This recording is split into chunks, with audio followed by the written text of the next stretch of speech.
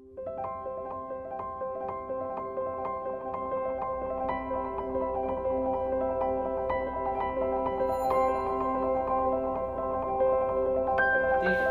in Stellenbosch. It's a great privilege for us to have you here at the Shofar Convergence Conference Thank you. 2014, and we're really looking forward to worshiping with you and to seeking God's face. And we truly believe and we hope that God will speak to us as a congregation through your ministry.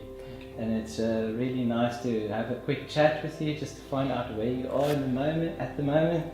And I've just been curious, how did you end up as a worship leader and writing worship music? Where did your passion for that start? More like where did your Christian journey start? Yeah. Well, the first thing is, as a young boy, I remember vivid images of myself having a little blue guitar with a string attached to it that I used to play as if it was a guitar, and it was actually a racket, a tennis racket, and and I remember having a passion for music, but I only got saved in grade 9, really radically saved, and God changed my life, and from there on started to lead worship in different settings, and only discovered almost my voice and the gift that God gave me even later on. It was as if God said, I don't want to pollute it with anything else. I want to use it especially for my kingdom and for my purposes. So it's been an amazing journey of walking with God, being in full-time ministry for almost 16, 17 years now, and just serving His body through my gift as well, and writing songs and helping to change the culture of worship in our country.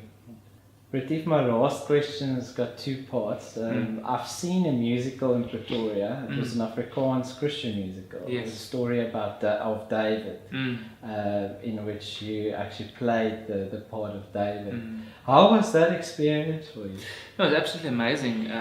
Got a big testimony regarding that. Way back when, if people would ask me what's one of your dreams, I would always say two things. I would say I want to record a live Christian album, and that happened. And the other one was, man, I would one day love to play in a musical, because I love musicals. I watched Les Miserables in London like 3 times, and it was absolutely captured me. But I wanted to play in a Christian musical, and secretly, if there ever was one role that I could play, it was David.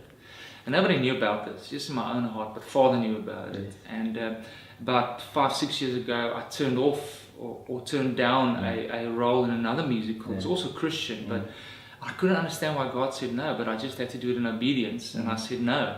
And then 3 years later, the same producers actually phoned me up and said, "Hey, we've got this musical about David.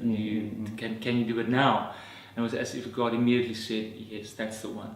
Because I probably just have one chance to do a musical in my life, it was amazing. It was great to get into his character flaws as well, understanding the frailty of this man, but also his heart and his passion for God. It was very hard work. Hats off to people in theatre. Got to sing 32 shows back to back. I didn't have an understudy. I had to literally bleed it through. But it was lovely, great experience. Well, you did it brilliantly. I hope you actually decide to do something like that again. Thank you so much. The second part of my question is, what are you currently working on? Do we have an album that's coming out soon? Well, currently I'm writing for an album that, by God's grace, we will record next year, beginning of next year. Will probably be a studio album, not a live album again, and I'm busy getting some producers and people in place. We want to do it a bit differently. So I'm writing that, and probably Easter next year, 2015, it will be out if all goes well. Great stuff. Well, thank you for your time, and we're looking forward to worshipping with you this evening. And enjoy the Cape Town weather. Thank you so much.